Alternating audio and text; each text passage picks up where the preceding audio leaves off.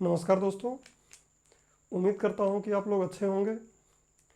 दोस्तों, पिछला लेक्चर स्वास्थ्य की समस्या के कारण मैंने चाहा था कि उसको छोटा करूँ, 1 घंटे के आसपास ही क्लास ले पाऊँगा, बट वो विषय ही ऐसा था, विकास क्रम इंटरनेट का हम देख रहे थे, तो वो लेक्चर 1 घंटे 45 मिनट का बन गया।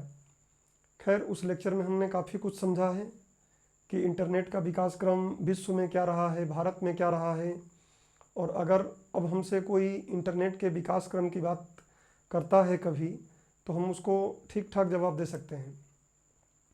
दोस्तों, पिछला वीक थोड़ा स्वास्थ्य के लिए अच्छा नहीं रहा है, पिछले कुछ दिन, और इस कारण मैं चाह रहा था कि थोड़ा जल्दी लेक्चर अपलोड करके इस यूनिट को समाप्त कर दूं। लेकिन खैर, अब शायद संडे से ये काम तेज हो जाए। मैं कोशिश करूंगा कि नेक्स्ट वीक में इस पूरे यूनिट को ही ख़त्म करूं।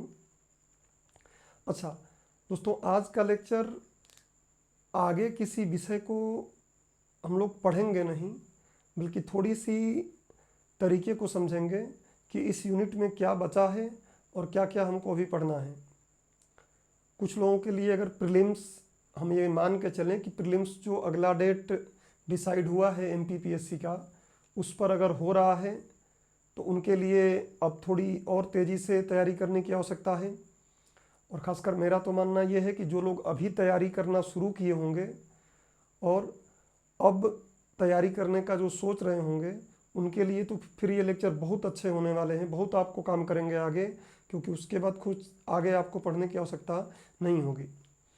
दोस्तों, सिलेबस को थोड़ा सा अगर हम देख लें, ये सिलेबस है, और सिलेबस का, और मैं पहले भी आपको बोल चुका हूँ कि ये लेक्चर एक समान रूप से यूपीएससी के लिए, एमपीपीएससी के लिए और किसी भी स्टेट सर्विस के एग्ज़ाम के लिए, और साथ ही साथ जहाँ भी सूचना और संचार प्रौद्योगिकी आती होगी, चाहे वो नेट हो, चाहे और भी कोई एग्ज़ाम हो, सब में इसका महत्व समान है, इक्वल है, क्योंकि इसको पढ़ाया जा रहा है उसी लेवल पर कि हर एक एग्ज़ाम को आप संभाल सकें। एमपीपीएससी में बोलता हूँ, पहले ही बता चुका हूँ, क्योंकि एमपीपीएससी यूपीएससी की ऑफलाइन क्लासेस इस्टाब्लिश है इंदौर में, तो एमपीपीएससी बोला जा रहा है क्योंकि एमपीपीएससी का पेपर आ रहा है। देखिए, जो प्रीलिम्स का यूनिट 9 है, सूचना और संचार प्रौद्योगिकी, इसमें पहला बिंदु दिया है इलेक्ट्रॉनिकी, जिसको मैंने पूरा कंप्लीट कर दिया है। दूसरा पॉइंट दिया है सूचना और संचार प्रौद्योगिकी। सूचना और संचार प्रौद्योगिकी ही मैं अभी चला रहा हूँ, लेकिन इस सूचना और संचार प्रौद्योगिकी में हमने कई ऐसी बातें पढ़ ली हैं जो आगे जो ये पॉइंट दिए हैं उनको पढ़ने में आसान होगा। उदाहरण के लिए आप देखिए, इंटरनेट दिया है चौथे बिंदु पर, और मैं इंटरनेट पढ़ा रहा हूँ किसमें, तो सूचना और संचार प्रौद्योगिकी के तहत ही पढ़ा रहा हूँ, तो इंटरनेट तो फिर डबल से हमको पढ़ना नहीं होगा। चौथे बिंदु पे इसने इंटरनेट भले ही दिया है, लेकिन इंटरनेट हम यहीं कवर कर जा रहे हैं, तो इंटरनेट वो वाला बिंदु हमारा कवर हो रहा है।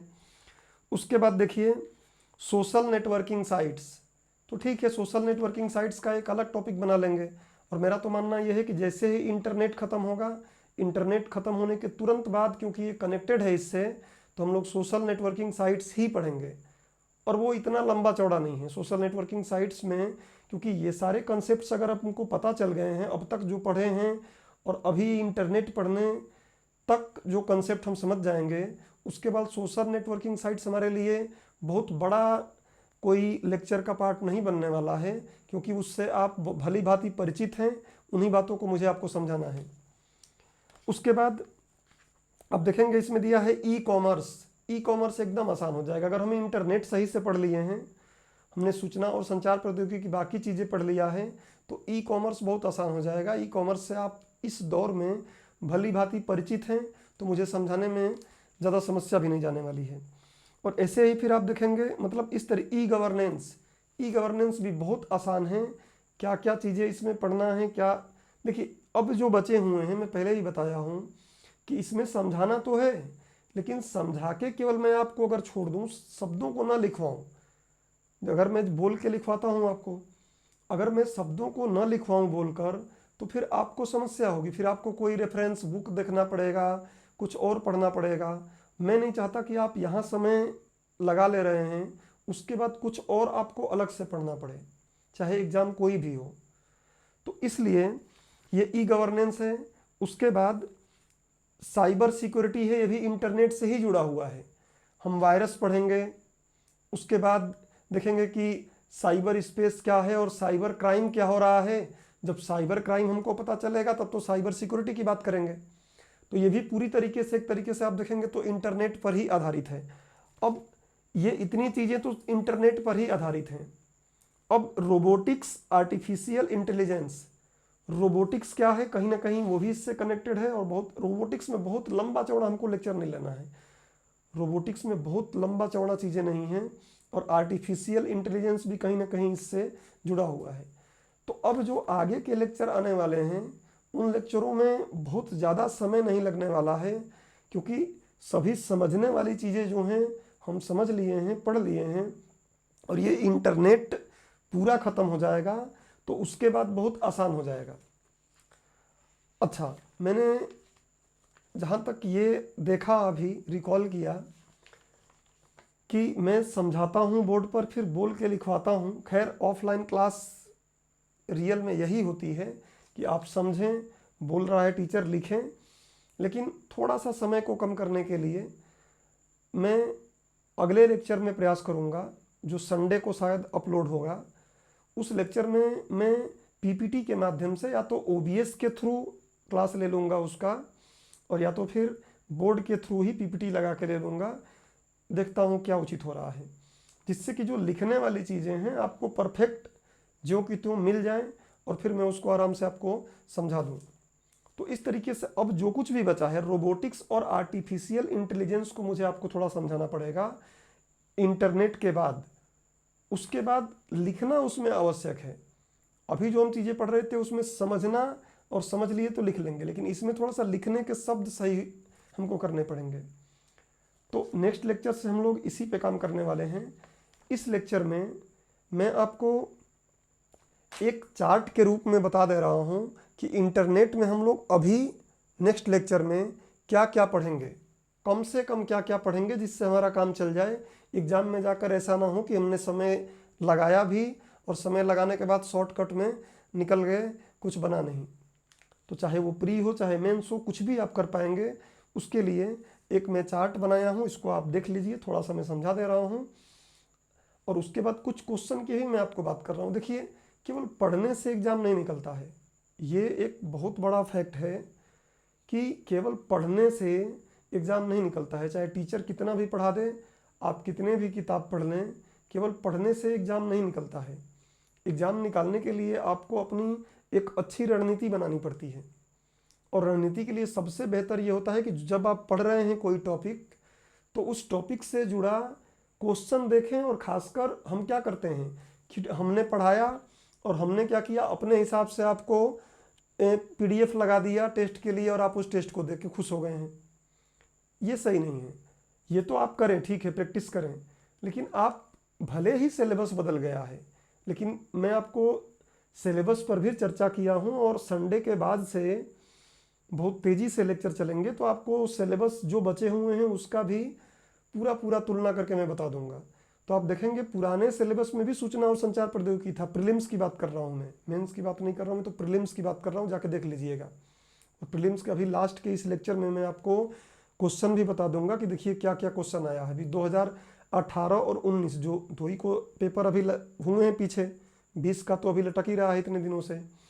तो 2018 का पेपर उठा लीजिएगा, चाहे 2019 का पेपर उठा लीजिएगा, सूचना और संचार प्रौद्योगिकी के क्वेश्चन प्रीलिम्स में भी खूब आए हैं और कहीं ना कहीं मेंस में भी आए हैं, चाहे 2014 से आप उठा के देखिए। तो इसलिए एक बार थोड़ा हम देख लेते हैं कि क्या क्या पढ़ेंगे, आपका भी माइंड बन जाए। और उसके बाद हम लोग नेक्स्ट लेक्चर में, जहाँ तक मेरा प्रयास रहेगा कि ये लिखने वाला जो मैं आपको बोल के लिखवाता हूँ, बस इस बोल के लिखवाने वाले समय को कम करूँगा मैं, और उसको पीपीटी या बोर्ड पर पीपीटी के थ्रू जो कुछ भी संभव हो सकेगा उसके थ्रू अगला लेक्चर होगा। लेकिन समझ में सब आएगा, समझना आवश्यक है। उसके साथ साथ आपको ये लिखना भी है, बोल के लिखवाएं, उसमें थोड़ा समय जा रहा था, तो मैं चाह रहा हूँ कि समय प्रीलिम्स का अगर तय समय पर पेपर हो तो एटलीस्ट आपका ये वाला जो यूनिट है वो टाइम पर ख़त्म हो जाए। तो मैं पूरा प्रयास करूँगा कि जो अगला वीक रहे उसमें आपका ये यूनिट पूरा पूरा समाप्त कर दूँ मैं, और उसके बाद फिर देखेंगे कि क्या पढ़ना है। अगर उसके बाद फिर कोई यूनिट स्टार्ट करना होगा तो मैं आपको तब बताऊँगा। तो देखिए इंटरनेट में अब हमको क्या पढ़ना है कि इंटरनेट क्या है। इंटरनेट का हमने नेटवर्किंग देख लिया था। अब देखिए दोस्तों, थोड़ा सा हमको नेटवर्किंग के कई प्रकार भी देखने पड़ेंगे जो मैंने इसमें मेंशन नहीं किया है। नेटवर्किंग एक तो हमने क्या, लैन लोकल एरिया नेटवर्क मैंने आपको बताया था, मेट्रोपॉलिटन एरिया नेटवर्क बताया था पिछले लेक्चर में, और वाइड एरिया नेटवर्क बताया था, और वीपीएन भी बताया था। वर्चुअल प्राइवेट नेटवर्क क्या है उसको मैं कवर भी कर लूँगा आगे। वो थोड़ा सिक्योर है, बस कहने का मतलब कि उसको आसानी से कोई उसको उसमें निजता का हनन नहीं हो सकता है। थोड़ा सिक्योर तरीके से वो बनता है। कैसे बनेगा मैं बताऊंगा आगे आपको जब ये समझ में आ जाएगा। तो इस तरीके से अब कुछ और होता है, जैसे जब हम नेटवर्किंग करते हैं तो कुछ हमको ऑपरेटर्स चाहिए होता है। जैसे आप घर में अगर अपने इंटरनेट का ब्रॉडबैंड लिए होंगे तो उसमें देखेंगे एक राउटर लगता है, एक राउटर लगता है। मॉडेम तो खैर मैंने आपको पहले ही बता दिया है, वो तो हर मोबाइल में है, हर लैपटॉप में है, हर पीसी में है। तो मॉडेम क्या है वो तो पहले बता दिया हूँ। राउटर लगता है आप देखेंगे एक छोटा सा। उसके बाद राउटर के बाद आप देखेंगे हब होता है एक। तो राउटर क्या होता है, हब क्या होता है। कई बार हम लोग नेटवर्किंग करते हैं तो अलग अलग आकार दे देते हैं। जो बस होता है बस जैसा उसका आकार देते हैं तो बस ट्रोपोलॉजी बताते हैं। ऐसे स्टार ट्रोपोलॉजी तारे जैसा बना लेते हैं। तो वो अलग अलग चीज़ें हैं। मैं कोशिश करूँगा कि नेक्स्ट लेक्चर में शॉर्ट में उनको भी कवर कर लूँ, क्योंकि जब इतना डीप में चीज़ें पढ़ा ही रहे हैं तो फिर थोड़ी बहुत चीज़ों को छोड़कर अच्छा नहीं है। जिससे कि जो स्टूडेंट अभी तैयारी करना चाह रहे हैं, सोच रहे हैं, वो कर रहे हैं। जो अभी प्रिपेयर कर रहे हैं कि नहीं हमें तो आगे जो पेपर आएगा इसके बाद उसको देना है, तो उन सबको भी प्रॉपर चीज़ें मिले। और जिनको इस बार पेपर देना है वो भी अगर ऐसे क्वेश्चन आ जाए तो उनको दिक्कत ना हो। तो चलिए एक बार हम लोग इस चार्ट को देख लेते हैं और इसी चार्ट को हम लोग अगले लेक्चर में बढ़ाएंगे। इससे आपको काफ़ी समझ आएगा, काफ़ी कई बातें सीखने को ही मिलेंगी। तो एक बार देख लेते हैं जल्दी जल्दी। देखिए हमने इंटरनेट क्या है और इंटरनेट का विकास मैंने आपको बता दिया है। अब इंटरनेट पर प्रयुक्त कुछ प्रोटोकॉल देखेंगे। प्रोटोकॉल मतलब होता है नियम। मैंने आपको पिछले लेक्चर में बताया था कि कोरोना के कुछ प्रोटोकॉल हैं, वैसे ही प्रोटोकॉल मतलब होता है नियम और प्रतिमान। प्रतिमान मतलब कुछ ऐसे स्टैंडर्ड सेट कर दिया जाए कि उसी पर सबको चलना है। तो अब हालांकि पॉलिटी अपन नहीं पढ़ रहे हैं कि नियम क्या है, प्रतिमान क्या है, विनियम क्या है, अधिनियम क्या है, बिल क्या है, विधेयक क्या है, इनके बारे में चर्चा करें। वो तो पॉलिटी का मुद्दा है और पढ़ेंगे तो उसको देखेंगे भी। अभी बस समझिए कि प्रोटोकॉल मतलब होता है नियम और प्रतिमानों का समूह। भाई इंटरनेट को अगर हमें चलाना है पूरे विश्व में और सब लोग अलग अलग नियम का पालन करेंगे तो इंटरनेट थोड़ी नहीं चलेगा। इंटरनेट चलाने के लिए हमें कोई एक जैसा प्रतिमान, एक जैसे नियम लगाने पड़ेंगे चीज़ों पर। तो उसके लिए कुछ नियम बने हुए हैं। एक इंटरनेट प्रोटोकॉल सूट कहलाता है। ये सूट पहनने वाला नहीं है। सूट मतलब ये यहाँ पे नियम जैसा ही चीज़ होता है, SUITE। और मुख्य रूप से ये दो बहुत ज़्यादा प्रचलित हैं। एक है TCP ट्रांसमिशन कंट्रोल प्रोटोकॉल। क्या है ये तो मैं आपको नेक्स्ट लेक्चर में ही समझाने वाला हूँ। इस लेक्चर में थोड़े स्वास्थ्य की समस्या से मैं इस चार्ट को आपको दे रहा हूँ, और नेक्स्ट लेक्चर जो संडे को कोशिश करेंगे कि अपलोड होगा, उस लेक्चर में कोशिश करूँगा कि मैं ये सारी चीज़ें PPT के माध्यम से कवर कर लूँ। और थोड़ा सा अगर बढ़ेगा भी, वो 1.5 घंटे का भी होगा तो उसको कवर कर लेंगे और ख़त्म करेंगे। अगर नहीं होगा तो आधे घंटे का और एक्स्ट्रा अलग से लेक्चर बना लेंगे। लेकिन कहीं भी कमी नहीं करेंगे। ऐसा नहीं किया जाएगा कि नहीं जल्दबाजी के चक्कर में कम पढ़ा दिया या छोड़ दिया, जिससे कि आप पढ़ें भी और जाके एग्जाम में फिर उलझ भी जाएं या फिर बाद में उलझ जाएं। तो ट्रांसमिशन कंट्रोल प्रोटोकॉल क्या होता है मैं समझाऊंगा आपको। उसके बाद इंटरनेट प्रोटोकॉल क्या होता है ये भी आगे समझाऊंगा मैं आपको।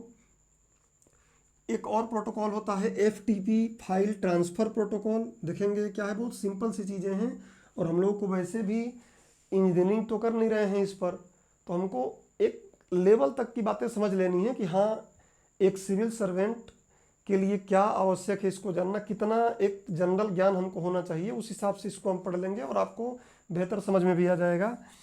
उसके बाद है SMTP simple mail transfer protocol, ऐसे ही है HTTP hypertext transfer protocol. Hypertext क्या है बताऊंगा मैं आपको। तो अच्छा, ये इतने ही प्रोटोकॉल नहीं है, प्रोटोकॉल इतने हैं, इतने प्रोटोकॉल हैं। अब सारे प्रोटोकॉल को पढ़ने लगेंगे तो हम लोग फिर इंजीनियरिंग कर लेंगे, विशेषज्ञता इसमें हासिल करने लगेंगे, इसलिए सारे प्रोटोकॉल की आवश्यकता नहीं है। हम लोग क्या अलग अलग PSC, केवल MP PSC नहीं, UPSC नहीं, अलग अलग राज्यों की PSC के पेपर्स को देखते हैं। आप भी देख सकते हैं इंटरनेट पर, आप जिस राज्य के PSC का पेपर देखना चाहते हैं उस पर जाएं, पुराने पेपर मिल जाते हैं, आप पढ़ के उसकी मानसिकता को समझ सकते हैं।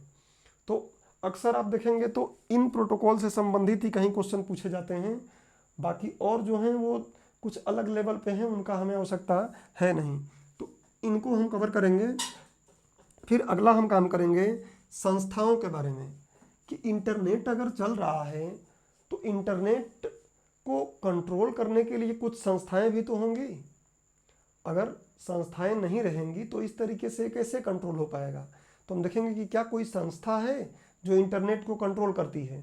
तो हाँ हैं, कुछ संस्थाएं बनी हुई हैं, और उन संस्थाओं में से कुछ महत्वपूर्ण संस्थाओं का हम लोग देखेंगे नाम, उनका ऑफिस देख लेंगे कहाँ हैं और क्या काम करती हैं वो। तो ये चीज़ें हम संस्थाएं देखेंगे, और फिर थोड़ा सा हम बात करेंगे कि इंटरनेट का स्वामित्व व नियमन, इसी में संस्थाएं आ जाएंगी कि इंटरनेट का स्वामित्व किसके पास है, आखिर में इंटरनेट है किसका। इंटरनेट का स्वामित्व भारत सरकार है, अमेरिकी सरकार है, मध्य प्रदेश सरकार है, मैं हूँ, आप हैं, कौन है। तो इंटरनेट का स्वामित्व किसके पास है, इस बात को हम थोड़ा देखेंगे। और इंटरनेट का नियमन, कौन नियम उसको नियमित करता है, कौन कंट्रोल करता है, तो इसको हम देखेंगे कि एक्चुअल में किसी का स्वामित्व है भी या नहीं है। तो इस पर थोड़ी बात कर लेंगे हम। आवश्यक है जानना, एक जनरल व्यक्ति को भी जानना जरूरी है और सिविल सर्वेंट को तो जानना जरूरी है ये बात। उसके बाद इंटरनेट कनेक्शन के प्रकार थोड़े हम देखेंगे, इसकी आवश्यकता है हमको। वाईफाई की बात कर लेंगे, वाईमैक्स की बात कर लेंगे, क्लाउड कंप्यूटिंग क्या होता है इसकी बात कर लेंगे, ब्रॉडबैंड क्या होता है उसकी बात कर लेंगे, नैरो बैंड क्या होता है उसकी बात कर लेंगे। खैर पहले नैरो बैंड चलता था, अब तो आप ब्रॉडबैंड ही सुनते हैं। और जैसे ही नैरो बैंड और ब्रॉडबैंड मैं आपको पढ़ाऊंगा तो एक बात और समझाऊंगा कि क्या आज के दौर में वॉइस संचार, जो आवाज़ का संचार हो रहा है, वॉइस संचार और सूचना मतलब डेटा संचार, जो वॉइस संचार है और जो सूचना या डेटा संचार है, ये आपस में मिल गए हैं, और अगर मिल गए हैं तो कैसे मिल गए हैं। तो ये बड़ा रोचक चीज़ आपको समझ में आएगी। इस पर भी हम लोग बात करेंगे अगले लेक्चर में कि क्या सूचना और जो वॉइस संचार है ये आपस में मर्ज हो गई हैं, और मर्ज हुई हैं तो कैसे हुई हैं। पहले क्या होता था, आप देखिए मोबाइल से केवल वॉइस से हम बात कर पाते थे, अब इंटरनेट से हम क्या कर पा रहे हैं, इंटरनेट से भी बात कर पाते हैं हम, और बाकी जो मोबाइल का कनेक्शन है उससे भी बात कर पा रहे हैं, मोबाइल से भी डेटा भेज पा रहे हैं और इंटरनेट से भी डेटा भेज पा रहे हैं। तो हम देखेंगे कि 3G या 4G के आने के बाद और इस ब्रॉडबैंड के आने के बाद किस तरीके से ये जो वॉइस संचार और सूचना संचार आपस में मिल गए हैं। और मैं पहले ही बता चुका हूँ सिलेबस में कि आप इसको सिर्फ प्री के दृष्टिकोण से पढ़ें ही नहीं, क्योंकि मेंस में भी ये सारी चीज़ें मेंस में हैं, भले ही किसी अलग रूप में है, कैसे मैं भी आपको समझाऊंगा। तो ये कुछ बातें हम पढ़ लेंगे यहाँ पे। फिर इंटरनेट से संबंधित कुछ मूल कंसेप्ट हम पढ़ेंगे, जैसे www क्या है, बहुत आवश्यक चीज़ है, इसके बिना तो मतलब एक तरीके से, हालांकि ये इंटरनेट और ये अलग चीज़ है, इंटरनेट अलग है, www अलग है, लेकिन दोनों दूसरे के पूरक हैं। www एक सेवा है, अगर ये इंटरनेट पे चलाई जाती है तो हम देखेंगे www क्या है, वर्ल्ड वाइड वेब क्या है। उसके बाद HP हाइपर टेक्स्ट क्या है, जैसे यहाँ पे आपने देखा था ना हाइपर टेक्स्ट ट्रांसफ़र प्रोटोकॉल, तो हम देखेंगे हाइपर टेक्स्ट क्या होता है। फिर हम देखेंगे HTML क्या है, हाइपर टेक्स्ट मार्कअप लैंग्वेज क्या है, वेबसाइट्स जब बनाई जाती हैं तो इनका प्रयोग किया जाता है।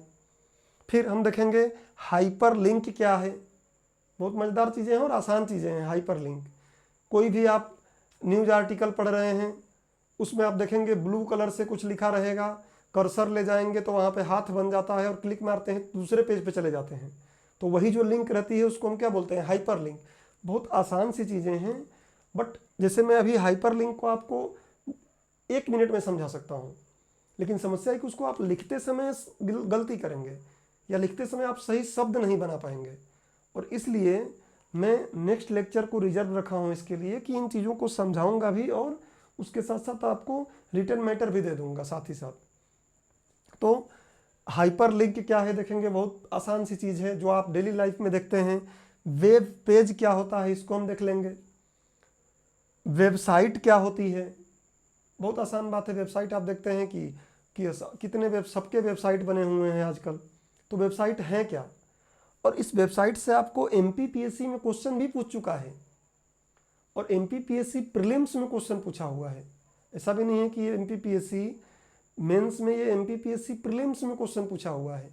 क्या पूछा है कि जो कंप्यूटर होता है, उस कंप्यूटर पर जो भी हम सूचना वगैरह सर्च करते हैं, क्लिक करने पे जो सबसे फर्स्ट पेज हमको दिखता है वो फर्स्ट पेज क्या कहलाता है?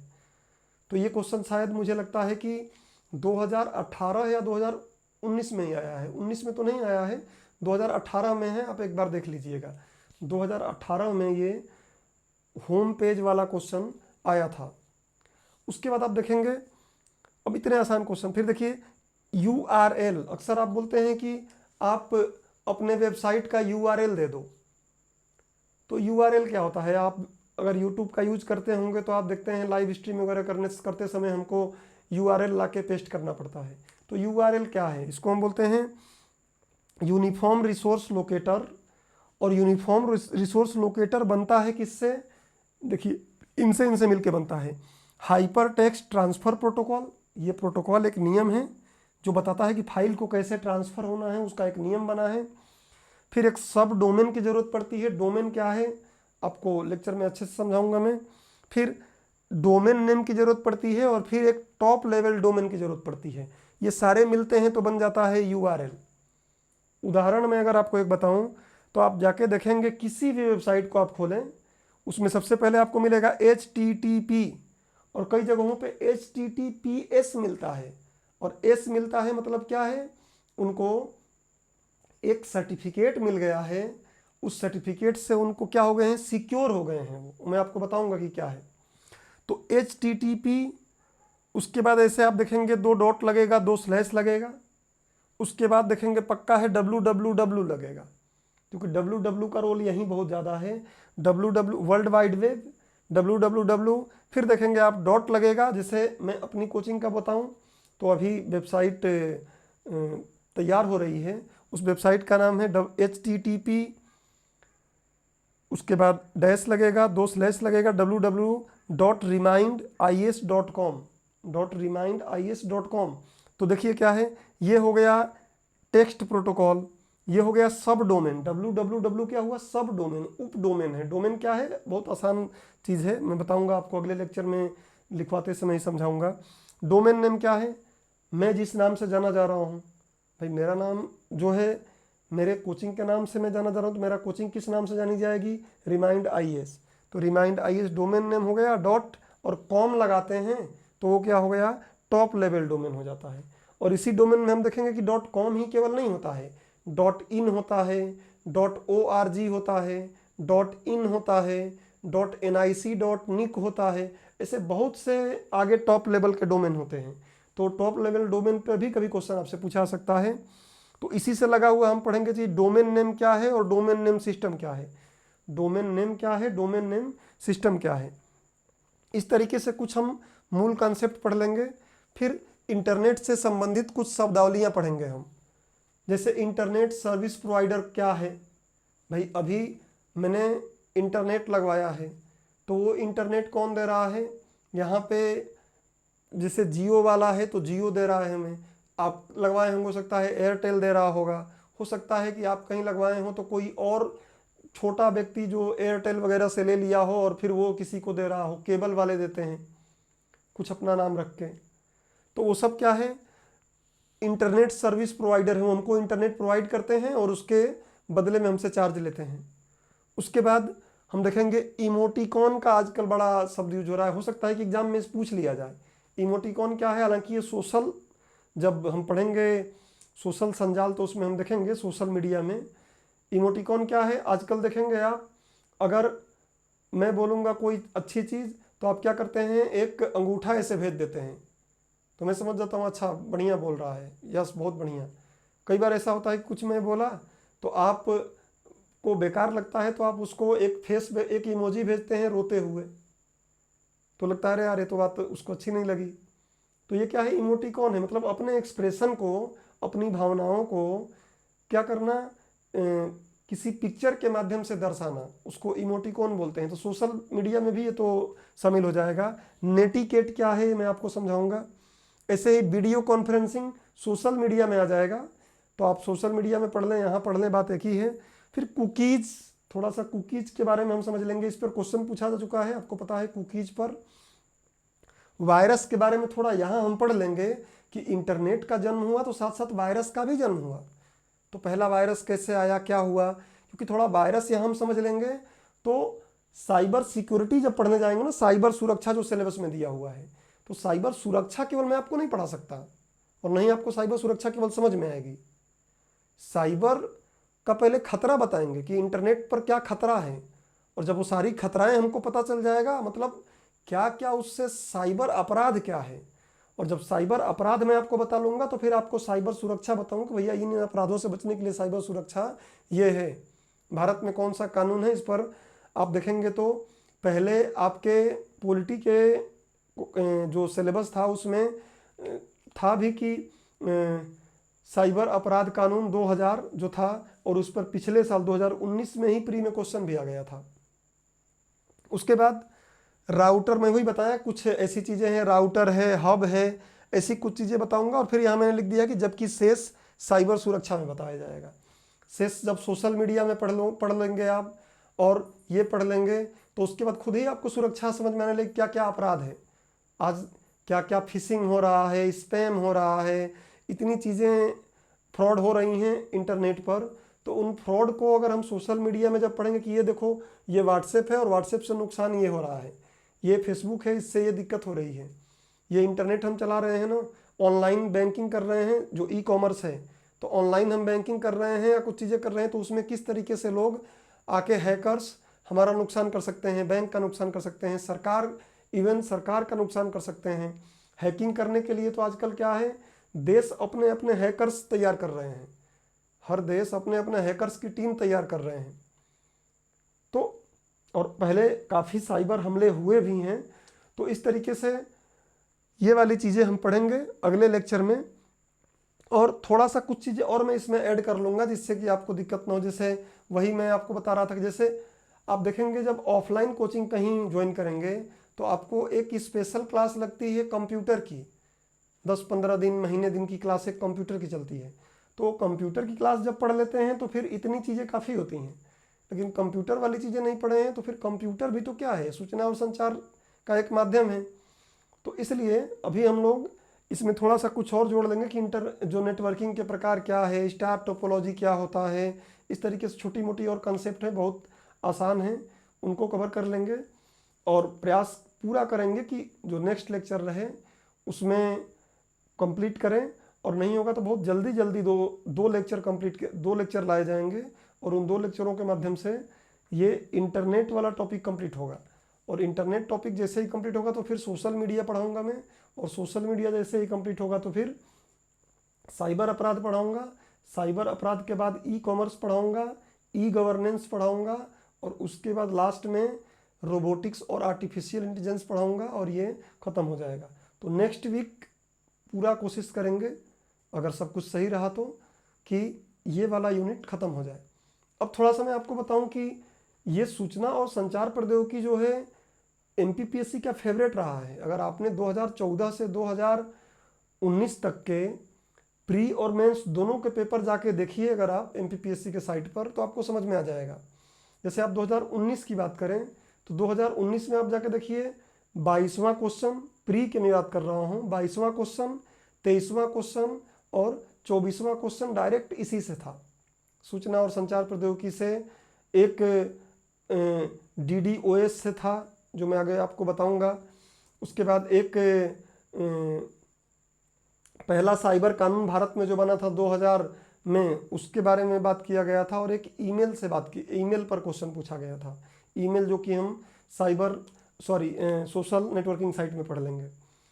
ऐसे ही आप जाके देखेंगे तो एक और क्वेश्चन शायद कंप्यूटर की भाषा पर पूछा था, कि कंप्यूटर की भाषा, उसमें कई भाषाएं कंप्यूटर पे होती हैं। तो आप देखेंगे कि कुछ बेसिक भाषाएं होती हैं और कुछ एडवांस भाषाएं होती हैं। तो इस टाइप की कुछ भाषाओं के बारे में चीज़ें पढ़ा जाता है, वो चीज़ें उसमें आई थी। 2018 के प्री में आप देखेंगे तो उसमें भी कुछ क्वेश्चन पूछे गए थे इस टाइप के। मतलब कुछ क्या, मैं तो बोलता हूँ कि 2019 से ज़्यादा क्वेश्चन 2018 में पूछे गए थे। 2018 में बहुत से क्वेश्चन पूछे गए थे कि वेबसाइट खोलने के पश्चात वेब ब्राउजर द्वारा प्रदर्शित पहला पृष्ठ को क्या कहा जाता है। अभी बताया होम पेज। और ये तो मुझे उम्मीद है कि अगर आप थोड़ा सा इन चीज़ों में ध्यान रख रहे हो तो बिना पढ़े ही कर लेंगे। वैसे ही कंप्यूटर और ईमेल से क्वेश्चन उसमें भी पूछा था, जंक ईमेल के बारे में पूछा था, वायरस से क्वेश्चन आया था, हैकर से क्वेश्चन आया था। 18 की बात कर रहा हूँ, 18 में तो कई क्वेश्चन आए थे। 18 के प्री में एक और ये क्वेश्चन आया था जो मैं आपको पहले पढ़ा चुका हूँ, कि मनुष्य की श्रव्य सीमा, सुनने की कान की सीमा, वो मैं पहले ही आपको बता दिया हूँ। मैं तो बोलने के ही बता दिया हूँ कि कितना अधिकतम बोल पाता है व्यक्ति, न्यूनतम, और सुन कितना पाता है, 20 हर्ट्ज से 20 किलो हर्ट्ज या 20,000 हर्ट्ज। तो बहुत कुछ चीज़ें आप जो यहाँ समझे हैं उसको सही से पढ़ेंगे तो बहुत कुछ क्वेश्चन कर पाएंगे। जैसे आप मेंस में जाकर देखेंगे 2016 में विद्युत धारा आया है। अब विद्युत धारा तो मैंने आपको पीछे ही पढ़ा दिया है, उसके प्रभाव भी बता दिया है। तो साइंस नहीं पढ़े होंगे तब भी आप कर लें ऐसे क्वेश्चन।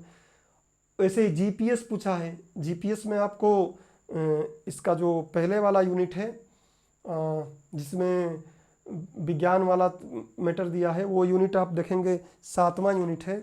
ये 9 हम पढ़ रहे हैं, 7वें में सुदूर संवेदन की बात किया भी है, उसको हमें पढ़ना ही पड़ेगा। और मेंस में भी है, ये भूगोल में भी जीपीएस की बात किया हुआ है। उसके बाद आप देखेंगे, मतलब फेवरेट टॉपिक रहा है मेंस और प्रीलिम्स दोनों का एमपीपीएससी का। और इसलिए आपको रणनीति सही बनानी पड़ेगी, थोड़ी देखना पड़ेगा तरीका कि कैसे आया है, क्या क्या क्वेश्चन आए हैं।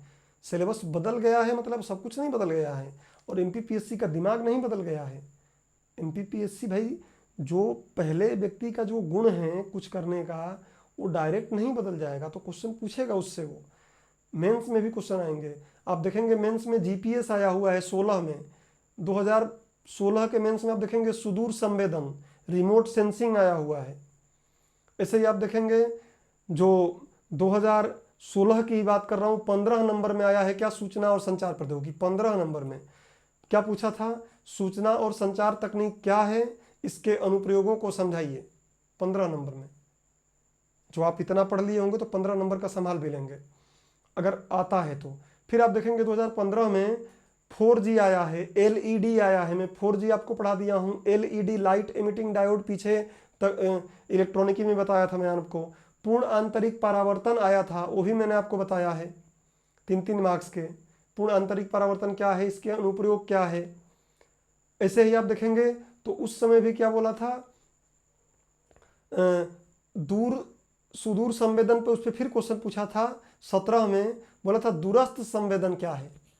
फिर भौगोलिक सूचना तंत्र क्या है, मतलब वही जीपीएस की बात कर दिया। मतलब हर एक साल, और एक बार एक जगह नहीं, कहीं 3 नंबर में दिया, फिर 15 नंबर में भी दे दिया। मैं मेंस की बात कर रहा हूँ, प्री की बात तो कर ही लिया। मैं प्री का बहुत नीचे नहीं उतरना चाहता, आप जाके देखिएगा। मैं 18-19 की ही बात कर दिया, आप जाके देख लीजिए क्वेश्चन। और तकनीक में और कहीं से कुछ उठाए ना उठाए प्री में, लेकिन इनसे क्वेश्चन उठाता है सूचना और संचार प्रौद्योगिकी से।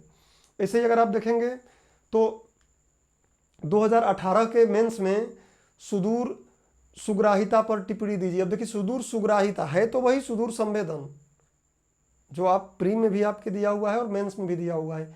साइबर सुरक्षा क्या है, इससे कैसे बचें, इस टाइप का क्वेश्चन पूछा था। कब, मेंस में 18 में। सूचना प्रौद्योगिकी क्या है, सूचना प्रौद्योगिकी में प्रयुक्त साधनों का वर्णन कीजिए, ये भी क्वेश्चन 2018 के मेंस में पूछा है। तो मेरे कहने का मतलब ये है कि अगर प्री मेंस को देखा जाए तो मेंस में 2 बड़ा महत्वपूर्ण होते हैं, चाहे वो कोई भी एग्जाम हो। एक जैव प्रौद्योगिकी और एक सूचना प्रौद्योगिकी, सूचना और संचार प्रौद्योगिकी। और प्रीलिम्स में एमपीपीएससी के लिए सूचना और संचार प्रौद्योगिकी से क्वेश्चन वो पूछता है, चाहे वो इंटरनेट से उठा ले, चाहे सोशल मीडिया से उठा ले, चाहे वो साइबर सिक्योरिटी से उठा ले, चाहे ई गवर्नेंस से उठा ले। और ये अभी नया सिलेबस बदल गया है, तब तो हमको थोड़ा और अच्छे से ध्यान देना पड़ रहा है। पहले भी था, आप सिलेबस में जाकर देखेंगे सब दिया हुआ था, email, cyber security, cyber law, इस तरीके का चीज़ें उसमें सब मेंशन करके फ्री में रखा हुआ था। दोस्तों थोड़ा सा स्वास्थ्य की समस्या अभी चल रही है, तो आज का लेक्चर मैं यहाँ बंद करता हूँ, यहाँ पे मैं आपको ऑफ करता हूँ इस लेक्चर को। और अगले लेक्चर में मैं पीपीटी के थ्रू प्रयास करूँगा कि आने वाले 2 लेक्चरों में इंटरनेट ख़त्म करूँ, और नेक्स्ट जो वीक चलेगा उस नेक्स्ट वीक में पूरा कोशिश मेरा रहेगा कि इस पूरे यूनिट को मैं डिटेल्ड में ऐसे ही कंप्लीट करूँ, ना कि मैं जल्दी जल्दी करके अपना काम पूरा कर दूं, भले ही उससे क्वेश्चन आए या ना आए। तो मैं पूरा कवर करने की कोशिश करूंगा जो कि एग्ज़ाम के लिए रेलेवेंट है। भले ही समय थोड़ा ज़्यादा लग जाए, लेक्चर थोड़े बड़े हो जाए, लेकिन कवर पूरा ही करूंगा, जिससे कि फ्यूचर में भी अगर इस लेक्चर को तैयारी करने वाले स्टूडेंट देखें तो उनको इससे काफ़ी हेल्प मिले। क्योंकि मैं भी अपना यहाँ पे समय लगा रहा हूँ, आप भी अपना समय लगा रहे हैं, दोनों लोगों के समय का सही सदुपयोग होना चाहिए। तो ठीक है दोस्तों, इस लेक्चर को यहीं रुकते हैं। अपना ध्यान रखिए और अगले लेक्चर में मिलते हैं। धन्यवाद।